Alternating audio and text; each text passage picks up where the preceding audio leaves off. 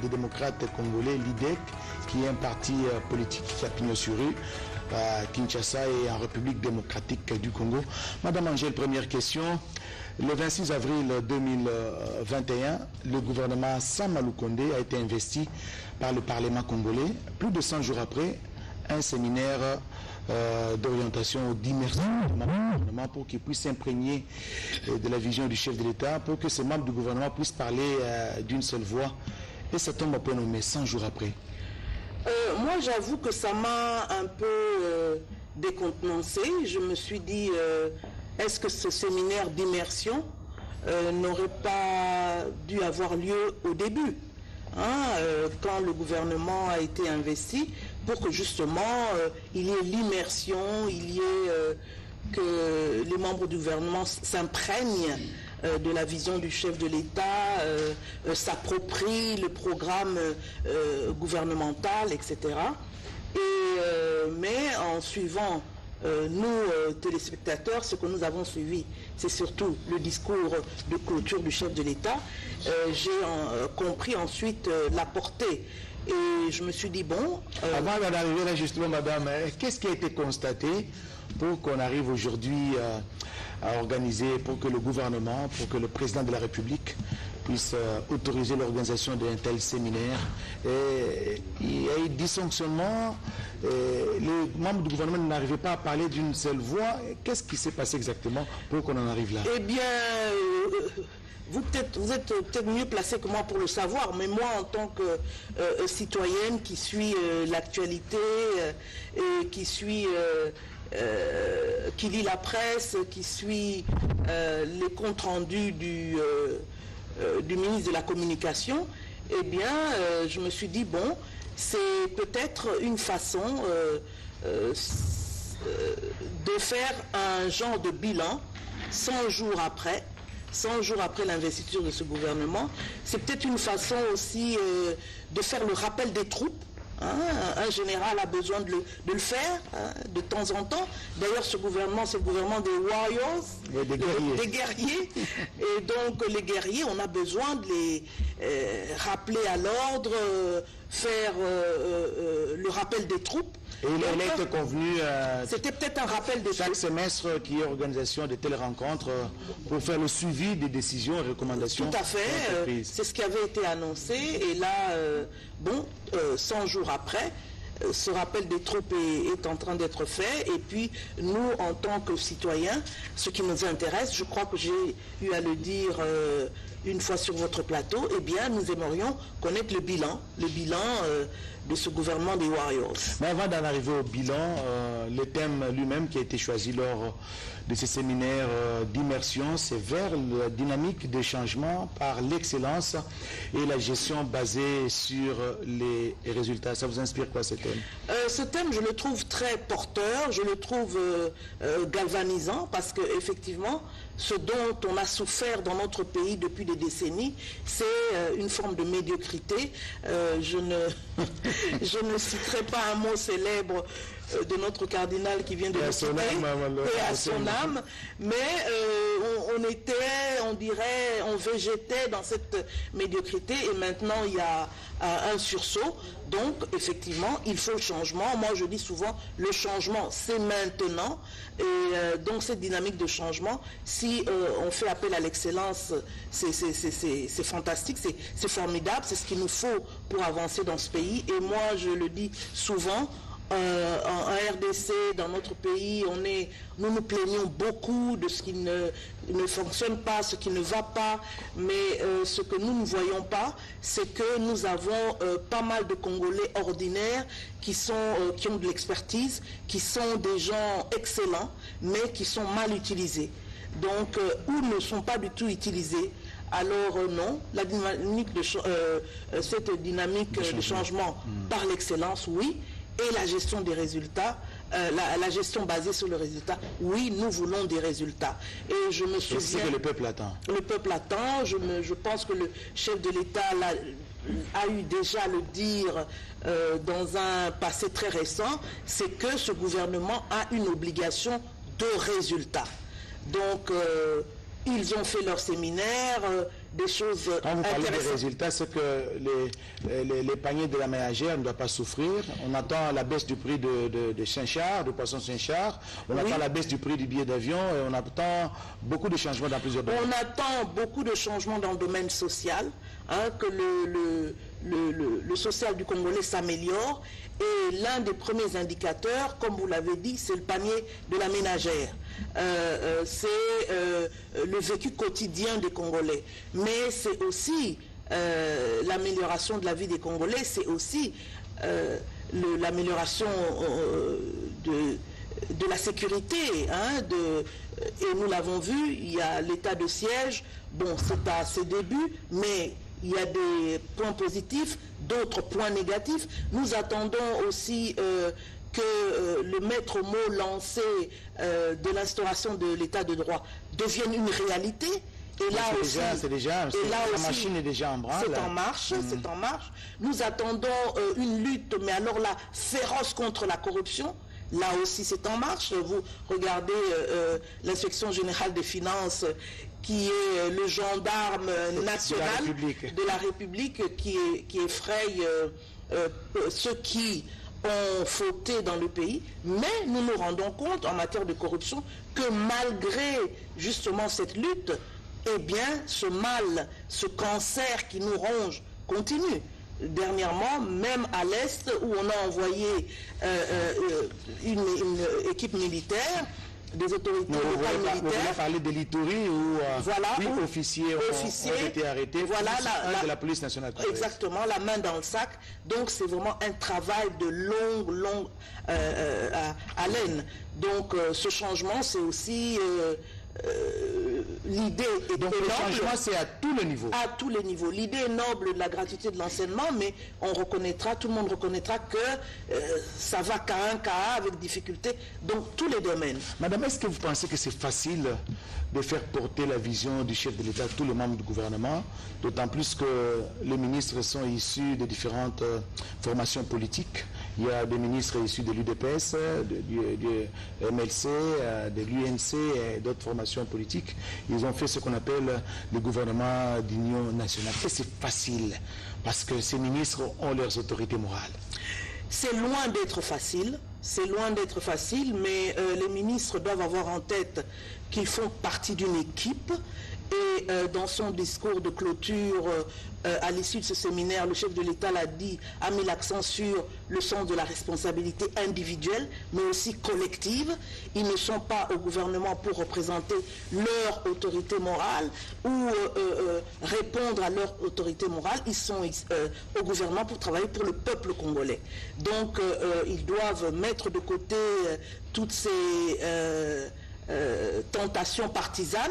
Mettre de côté, ça veut dire quoi, madame? Soyez explicite. Mettre de côté, ça veut dire quoi? Eh bien, travailler, le gouvernement, le chef de l'État a une vision que le gouvernement est en train de mettre en place, réaliser. Eh bien, il faut se coller à la feuille de route, à l'agenda mis sur la table sur le gouvernement. Et non, on a vu dans le passé, il y a eu un ministre qui s'est distingué pour avoir en quelque sorte fouillé, trahi les décisions au niveau du gouvernement, passer à son autorité morale, transmettre des fausses informations au Parlement, parce qu'il répondait à une certaine logique partisane.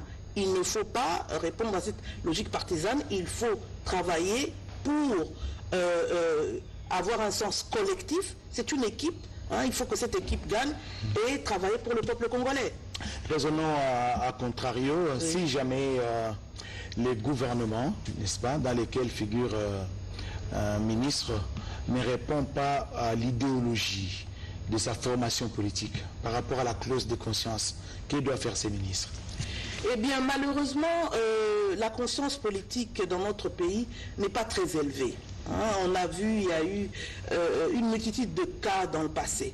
Mais un ministre qui pense qu'il est au gouvernement, il a accepté d'être au gouvernement pour servir le peuple congolais, pour réaliser la vision du chef de l'État, mais à un moment donné, il se trouve en porte-à-faux avec la ligne de son parti, eh bien, c'est à lui de prendre sa décision. Ou bien il se soumet, ou il se démet. Hein? Ou il se démet. Un mot célèbre d'un homme politique français, Jean-Pierre Chevènement, un homme politique socialiste, il disait « Un ministre, ça ferme sa gueule ou ça démissionne ». Donc, si vous n'acceptez plus la ligne qui est en train d'être mise en œuvre par le gouvernement, vous n'êtes plus d'accord avec la vision du chef de l'État que vous devez mettre en marche, eh bien, vous partez, vous démissionnez, ou bien... Est-ce que vous quittez votre parti pour rejoindre le camp... Exactement, pour être... prêter fidélité d'abord au peuple congolais, travailler pour le peuple congolais. Vous n'êtes pas là pour travailler pour une autorité morale ou une personnalité, vous êtes là pour travailler pour le peuple congolais. Si le ministre n'a pas compris cela, eh bien c'est qu'il n'a pas compris le sens de sa mission. Madame, je sais que c'est compliqué, vous l'avez dit vous-même qu'au Congo on n'a pas cette culture-là. On a vu 2 ministres abandonner, quitter leur autorité morale et être collés disons, à l'autorité qui dirige le pays. Ça s'est fait, il y a beaucoup de cas sont légion. Est-ce que vous pensez que suivre de près, n'est-ce pas, les recommandations qui ont été dictées à l'issue du séminaire du gouvernement risquent de fragiliser certaines formations politiques? Si vous vous collez au texte, au discours que le chef de l'État a prononcé à l'issue de ce séminaire d'immersion, je ne vois pas en quoi ça pourrait être contre l'autorité morale de tel ou tel parti. Parce que cette autorité morale, parce qu'elle est autorité morale d'un parti, elle devrait justement œuvrer pour le bien du peuple congolais, pour l'avancement de ce pays. Mais vous savez bien que là, on est en politique, en haute politique, même si une personnalité X ou Y voit bien que l'action que fait le chef de l'État est une bonne action, il va vouloir s'y opposer, juste parce que c'est un adversaire politique, parce que beaucoup sont obsédés par la fameuse année 2023. Donc, en tant que ministre, c'est là où il faut, en son âme et conscience, se poser la question, pourquoi je suis là? Pourquoi je suis dans ce gouvernement? Je ne suis pas dans ce gouvernement juste parce que j'ai accepté des honneurs, j'ai accepté d'être élevé. Je suis là pour une mission. Et je suis là aussi pour me remplir le poche et financer mon parti politique. Pour travailler pour le peuple congolais. Mon parti, eh bien, ça ne devrait pas être leur souci majeur, dire je ne suis là pour financer. Évidemment, en politique, dans tous les pays du monde, vous êtes parlementaire, vous avez été élu sous la bannière de tel parti, eh bien, de vos émoluments, à la fin du mois, vous devez contribuer à la survie du parti, au fonctionnement du parti. Exactement. Mais ça ne devrait pas être votre souci majeur, votre objectif premier. Si c'est cela, comme je dis, vous n'avez rien compris, alors là, rien compris à votre mission. La politique, moi, je vois ça comme une œuvre noble. Hein. La politique, c'est d'abord servir son peuple.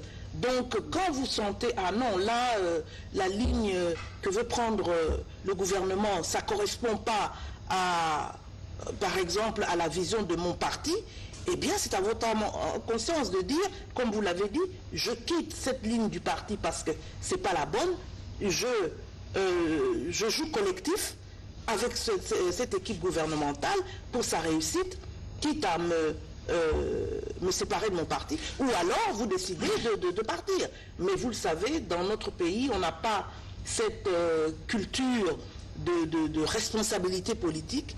On préfère rester là. On préfère rester là pour les honneurs, on préfère rester là pour le gain que ça vous rapporte et être totalement en porte-à-faux avec vos convictions, si vous avez des convictions, parce qu'il y en a qui n'ont même pas de convictions.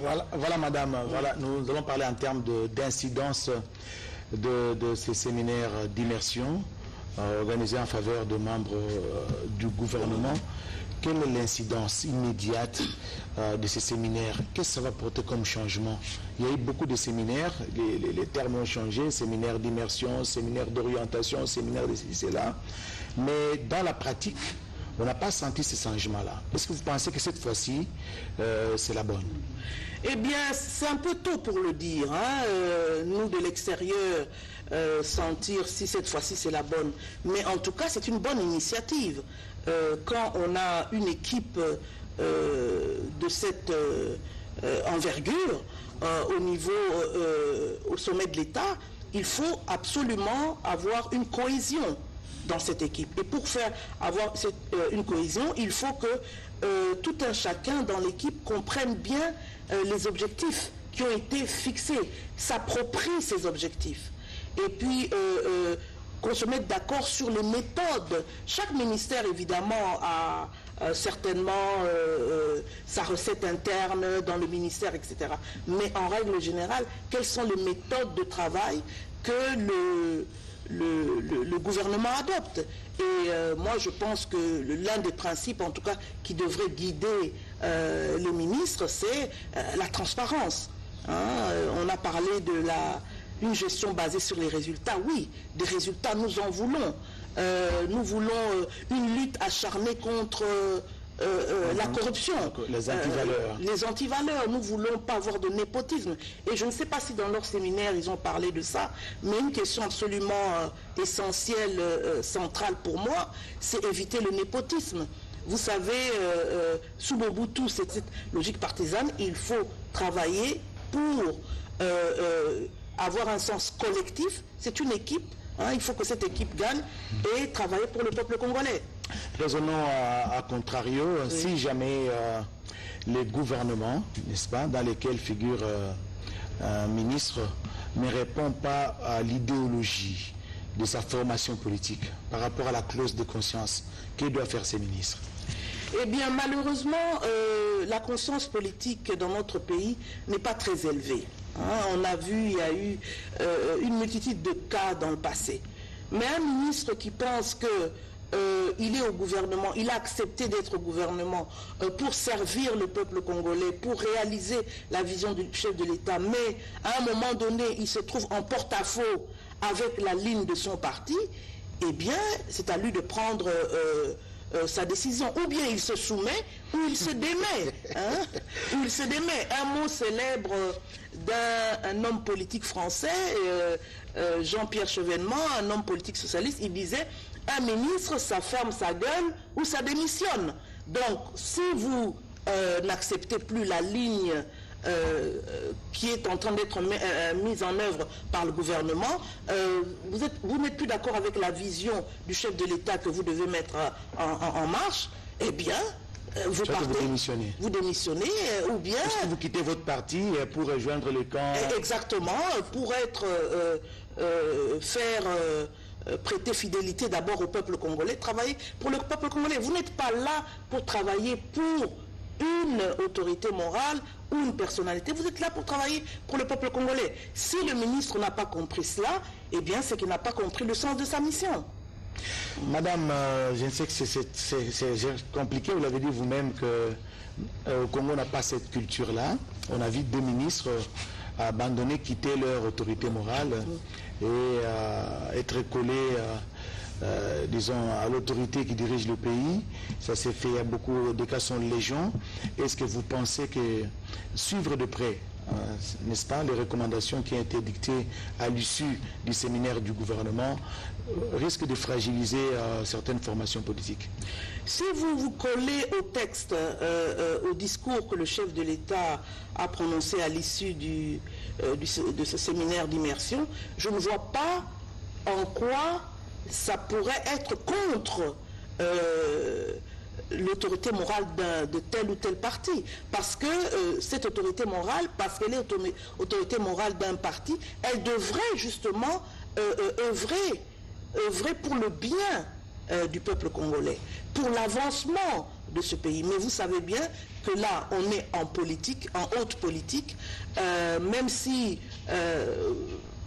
une personnalité X ou Y voit bien que l'action que que fait le chef de l'État est une bonne action, il va vouloir s'y opposer, juste parce que c'est un adversaire politique, parce que beaucoup sont obsédés par le fameux, la fameuse année 2023. Donc, en tant que ministre, c'est là où il faut, en son âme et conscience, se poser la question, pourquoi je suis là ? Pourquoi je suis dans ce gouvernement? Je ne suis pas dans ce gouvernement juste parce que j'ai accepté des honneurs, j'ai accepté d'être élevé. Je suis là pour une mission. Et je suis là aussi pour me remplir le poche et financer mon parti politique. Pour travailler pour le peuple congolais. Mon parti, eh bien, ça ne devrait pas être leur souci majeur, dire je ne suis là pour financer. Évidemment, en politique, dans tous les pays du monde, vous êtes parlementaire, vous avez été élu sous la bannière de tel parti, et bien, de vos émoluments, à la fin du mois, vous devez contribuer à la survie du parti, au fonctionnement du parti. Exactement. Mais ça ne devrait pas être votre souci majeur, votre objectif premier. Si c'est cela, comme je dis, vous n'avez rien compris, alors là, rien compris à votre mission. La politique, moi, je vois ça comme une œuvre noble. Hein. La politique, c'est d'abord servir son peuple. Donc, quand vous sentez, ah non, là, la ligne que veut prendre le gouvernement, ça ne correspond pas à, par exemple, à la vision de mon parti, eh bien, c'est à votre conscience de dire, comme vous l'avez dit, je quitte cette ligne du parti parce que ce n'est pas la bonne, je joue collectif avec cette équipe gouvernementale pour sa réussite, quitte à me séparer de mon parti, ou alors vous décidez de partir. Mais vous le savez, dans notre pays, on n'a pas cette culture de responsabilité politique. On préfère rester là. On préfère rester là pour les honneurs, on préfère rester là pour le gain que ça vous rapporte et être totalement en porte-à-faux avec vos convictions, si vous avez des convictions, parce qu'il y en a qui n'ont même pas de convictions. Voilà madame, voilà, nous allons parler en termes d'incidence de ces séminaires d'immersion organisés en faveur de membres du gouvernement. Quelle est l'incidence immédiate de ces séminaires? Qu'est-ce que ça va porter comme changement? Il y a eu beaucoup de séminaires, les termes ont changé, séminaires d'immersion, séminaires d'orientation, séminaires de ceci, cela, mais dans la pratique, on n'a pas senti ce changement-là. Est-ce que vous pensez que cette fois-ci, c'est la bonne? Eh bien, c'est un peu tôt pour le dire. Hein. Nous, de l'extérieur, sentir si cette fois-ci c'est la bonne. Mais en tout cas, c'est une bonne initiative. Quand on a une équipe de cette envergure au sommet de l'État, il faut absolument avoir une cohésion dans cette équipe. Et pour avoir une cohésion, il faut que tout un chacun dans l'équipe comprenne bien les objectifs qui ont été fixés, s'approprie ces objectifs. Et puis, qu'on se mette d'accord sur les méthodes. Chaque ministère, évidemment, a certainement sa recette interne dans le ministère, etc. Mais en règle générale, quelles sont les méthodes de travail que le gouvernement adopte? Et moi, je pense que l'un des principes, en tout cas, qui devrait guider les ministres, c'est la transparence. Hein, on a parlé une gestion basée sur les résultats. Oui, des résultats, nous en voulons. Nous voulons une lutte acharnée contre la corruption. Les antivaleurs. Les antivaleurs. Nous ne voulons pas avoir de népotisme. Et je ne sais pas si dans leur séminaire, ils ont parlé de ça, mais une question absolument essentielle, centrale pour moi, c'est éviter le népotisme. Vous savez, sous Mobutu, c'était interdit. C'était interdit qu'un ministre dans son cabinet y mette toute sa famille, toute sa tribu. Même s'ils n'ont pas les profils voulus. Voilà. Aujourd'hui, on ne regarde plus cela. Vous allez dans un ministère, en tout cas le gouvernement passé, vous êtes absolument estomaqué de voir que dans ce ministère, il y a les oncles, les tantes. Même aujourd'hui, dans certains ministères, c'est comme ça. Eh bien, ça ne devrait pas l'être. On devrait... Les DIRCAP, c'est un oncle, le dire Kaba, c'est un cousin. Et le Premier ministre... L'assistante, c'est une nièce. Voilà. Pour être plus en sécurité. Voilà. Le chef de l'État et le Premier ministre ne devraient pas se contenter de le dire, mais devraient en faire une règle à respecter. Dans votre ministère ne doit pas être le reflet de votre famille ou de votre groupe ethnique. Il doit avoir une diversité. C'est bien comme ça qu'on va pouvoir mettre les Congolais ensemble. Toutes ces règles-là, il faut bien les établir et veiller à ce que ça soit respecté. Mais, comme je vous ai dit, je reviens encore là-dessus, ce qui est intéressant pour les citoyens que nous sommes, c'est le bilan. La gestion basée sur les résultats. Exactement. On attend les résultats. On peut beau parler, exactement. Bon discourir, mais ce qui est plus important, c'est les résultats. Les résultats. Le peuple attend les résultats. Exactement. Dans chaque secteur, dans chaque domaine d'activité, nous dire, bon, depuis que nous sommes là, voilà telle mesure qu'on a prise, telle autre qu'on a prise, telle autre qu'on a prise, voilà les résultats que nous avons eus, voilà ce qu'il faut améliorer, etc. Et que le peuple sente que et cela est possible qu'il y ait une dynamique d'ensemble. L'exécutif est à leur écoute. Voilà. Donc cela n'est possible que dans une dynamique d'ensemble. Vous avez parlé de la cohésion des membres du gouvernement. Oui. Si je comprends bien, à l'issue de ces séminaires d'immersion, il n'y aura plus de communication sectorielle.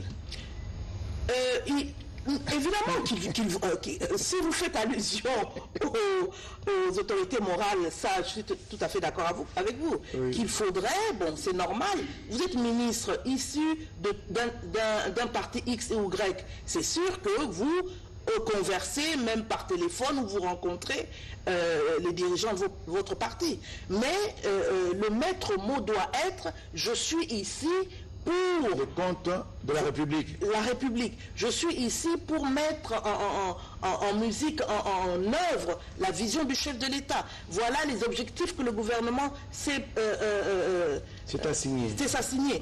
Et non se dire, ah, si je travaille dans ce sens-ci et que je remplis tel objectif, ah, le président Félix Tshisekedi risque d'être gagnant sur cette question et en 2023, son bilan risque d'être positif, donc il risque de passer.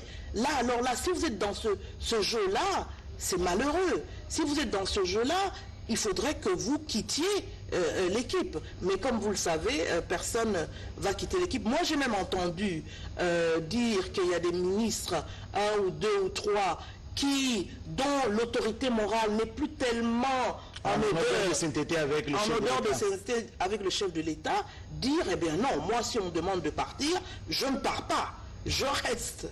Donc vous voyez que... Il reste pour il y aura une bonne cause, au nom de la République. Voilà, c'est ce qu'il dit. Il est là sous le label d'un parti politique. Voilà. S'il reste, il doit changer justement de formation et adhérer à une nouvelle formation politique. Eh bien, il dira qu'il fait partie de l'union sacrée de la nation.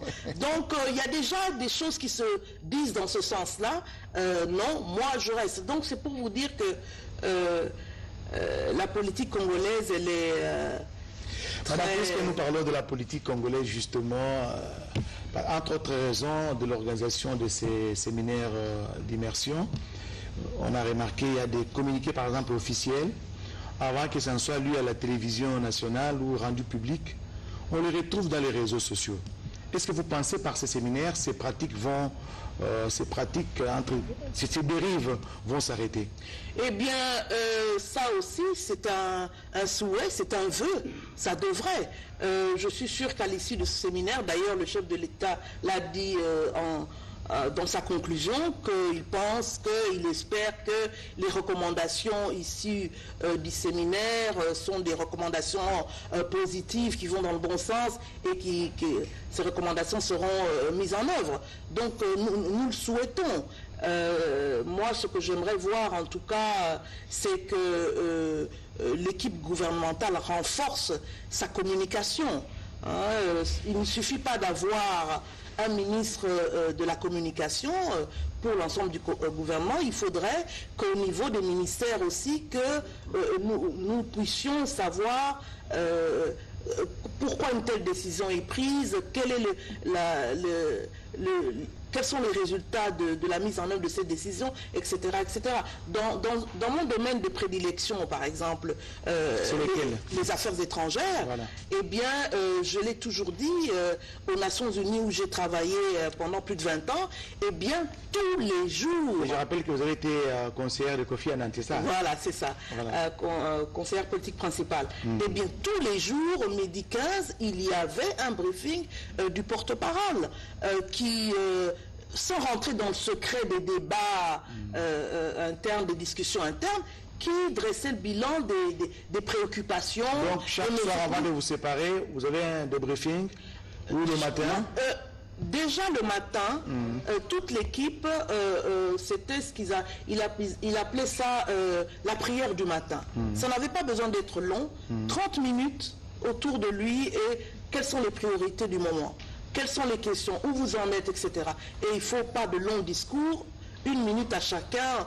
Bon, mais moi je parle, ça c'était en interne, mais je parle de cette communication pour l'extérieur. Oui. Hein, pour l'extérieur et pour les Nations Unies, c'était pour les pays membres, pour les citoyens du monde, etc.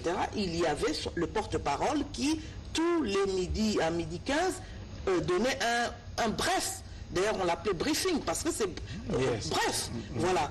Donc, où on en est, quelles sont les priorités, quels sont les centres de préoccupation. On va très très vite. Mais dans certains cabinets, parfois le ministre ne rencontre même pas son DIRCA, il travaille comme ça parce qu'il lui a été recommandé, il ne l'associe pas dans des dossiers. C'est ça. Parce que quand le chef de l'État dit ce séminaire d'immersion a été l'occasion d'une retraite stratégique, pour faire le diagnostic de la situation du pays, mais pour aussi vous approprier les objectifs, vous approprier, définir ou préciser ou affiner les méthodes de travail, etc.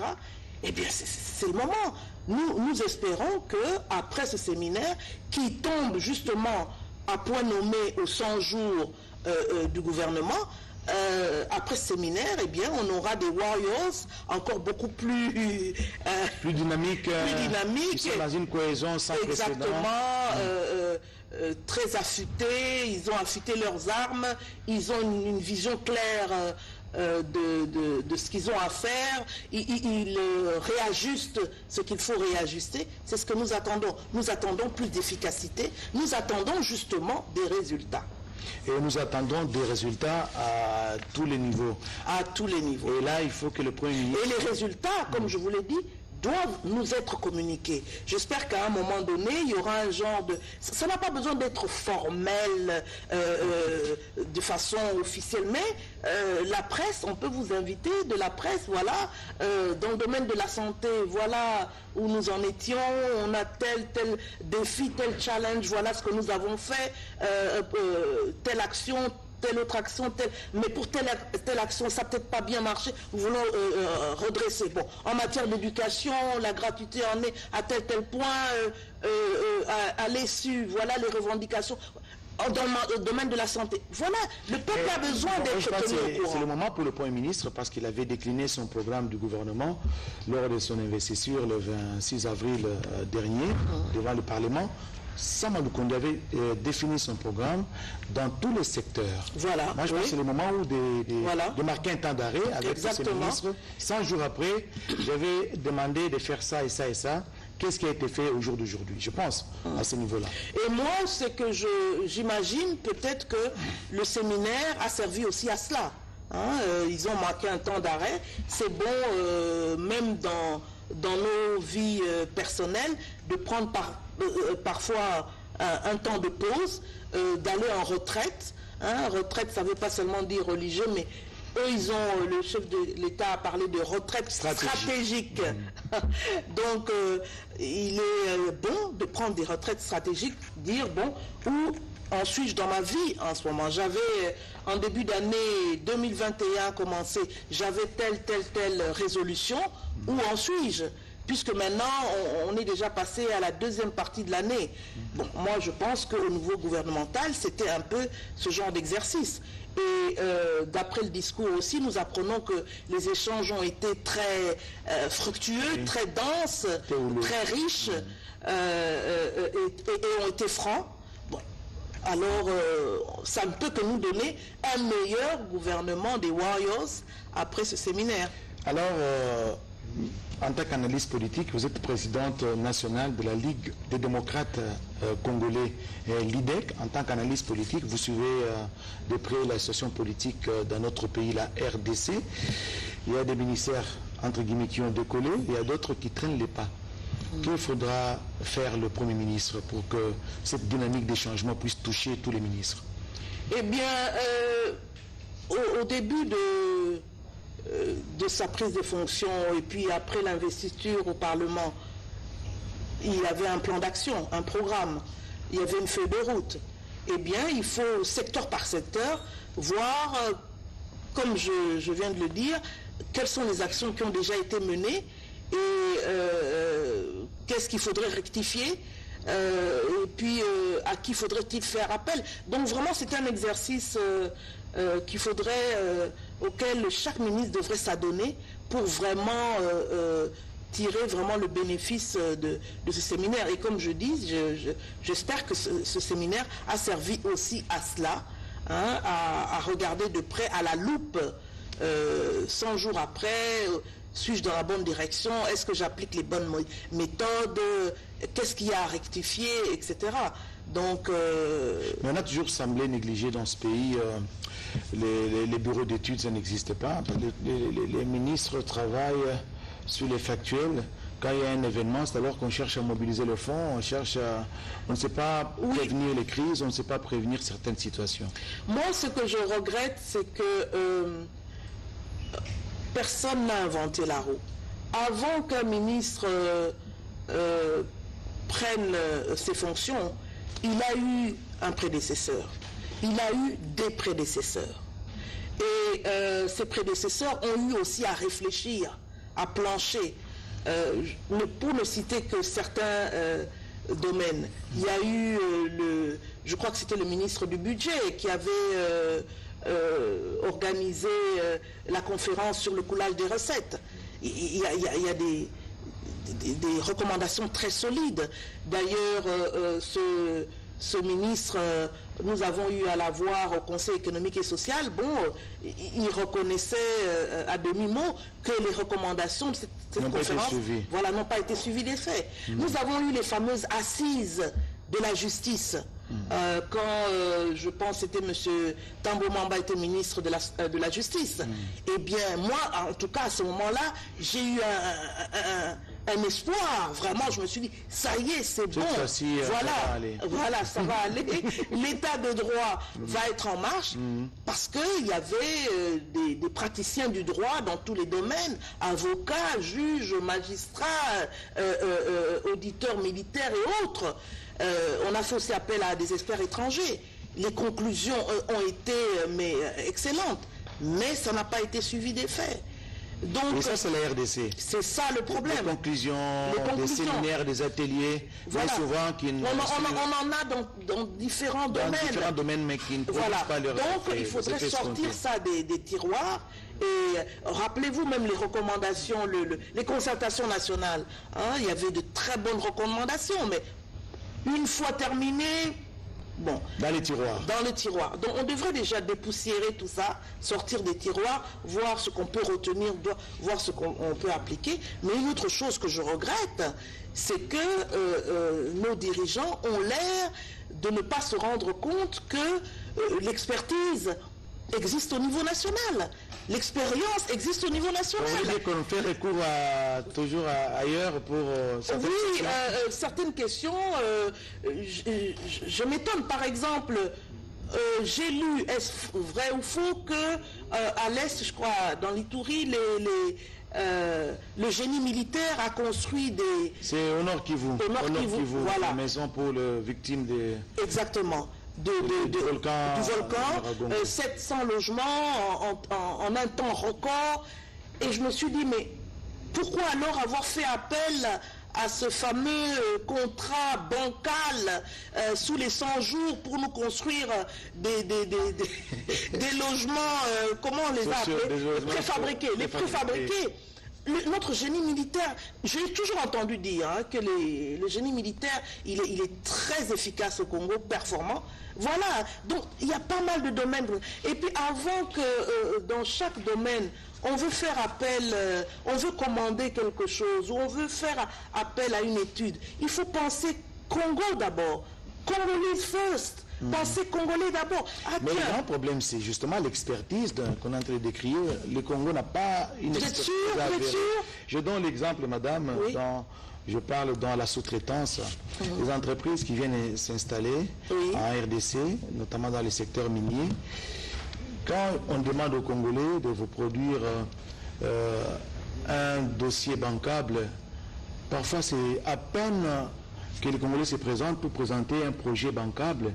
Il faut souvent recours à une main-d'œuvre extérieure. Ça, vous avez raison. J'ai eu dernièrement 2 jeunes qui me demandaient de l'assistance pour un projet dans le domaine du recyclage.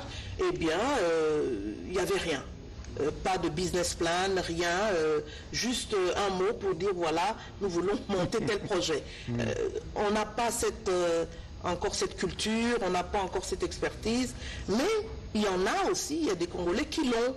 Donc moi, c'est ça que... Par exemple, j'étais surprise d'apprendre que pour le marché Zando, le grand marché, on a fait appel à des Français, des ingénieurs. Vous voulez dire vraiment que dans ce pays, il n'y a pas des architectes de marché? Bien, on doit recourir vraiment à la main-d'œuvre locale. D'abord, voilà, se dire toujours, tout projet, se dire, tiens, faisons un appel d'offres, ou je ne sais pas comment on va appeler ça, appelons des Congolais. Est-ce qu'il y a des Congolais qui peuvent faire ceci, cela? C'est seulement de cette manière-là que nous allons justement améliorer cette classe moyenne. Nous sommes en train de terminer notre émission. Nous revenons sur...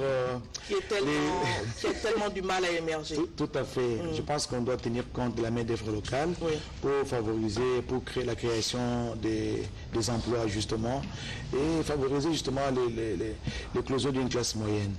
Madame Angèle, nous sommes en train de terminer. Vous avez suivi de bout en bout, n'est-ce pas, les discours d'ouverture tout comme de clôture du chef de l'État, président de la République et garant de la nation lors du séminaire d'immersion organisé à Kinshasa. Quels sont les acquis justement de ces séminaires, si on doit parler ainsi, et qu'est-ce que vous attendez voir dans les jours à venir, si on doit parler 2 mois après, 4 mois après ces séminaires, qu'est-ce que vous attendez vous en tant que citoyenne congolaise voir en termes de résultats? Disons, il me serait difficile de dire quels sont les acquis, parce que je n'ai pas, à part les discours et les grands titres que j'ai... Alors, en termes d'attente, oui. Voilà. Mais ce que j'aimerais voir, c'est que ce séminaire, c'était une excellente idée d'avoir ce séminaire d'immersion, cette retraite stratégique qui a certainement permis de resserrer les rangs, de faire un rappel des troupes, comme je l'ai dit, et que je pense que les ministres, en leur titre et qualité, voient un peu plus clair ce qu'ils doivent faire. Ils savaient ce qu'ils avaient à faire, mais on a toujours besoin de marquer une pause, de faire un peu le bilan de ce qu'on a fait. Eh bien, nous espérons, nous avons des attentes, nous espérons que les lendemains meilleurs sont à venir grâce à une meilleure gestion de leur part, grâce à leur lutte contre les antivaleurs, nous les avons cités, corruption, népotisme, trafic d'influence, etc. Mais ça ne pourra être fait que s'il y a des contrôles. Avoir un séminaire, c'est le chef du gouvernement et le chef de l'État. Le chef de l'État a cité dans le discours qu'il y a une cellule d'éveil stratégique.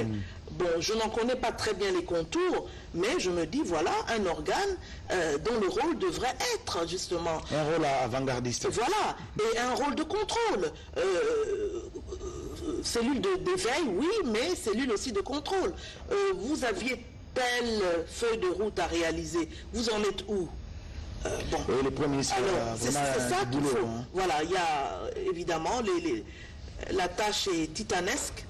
Il y a beaucoup à faire, mais on réussit dans ce genre de tâches énormes quand on a on sait s'entourer de bons collaborateurs. Et donc le chef de l'État dit juste en organisant ces séminaires, oui. La confiance n'exclut pas le contrôle. Il ne faut pas une confiance aveugle. Il faut mettre en place des mécanismes de contrôle. Et on a beaucoup parlé de numérisation. Eh bien, c'est aussi, ça passe le contrôle à l'heure d'aujourd'hui passe par la numérisation. Madame Angèle Makombo, merci d'avoir accepté de nous rejoindre dans cette émission. C'était un plaisir, monsieur Oscar. Vraiment, merci beaucoup. Mesdames, messieurs, nous sommes arrivés à la fin de notre émission. Nous avons décortiqué les discours du chef de l'État. Nous avons longuement échangé sur les séminaires d'immersion organisés au Fleuve Congo Hotel ici à Kinshasa pour que tous les membres du gouvernement, tous les ministres, en commençant par le Premier ministre, que tous puissent porter la vision du chef de l'État, cette vision basée sur la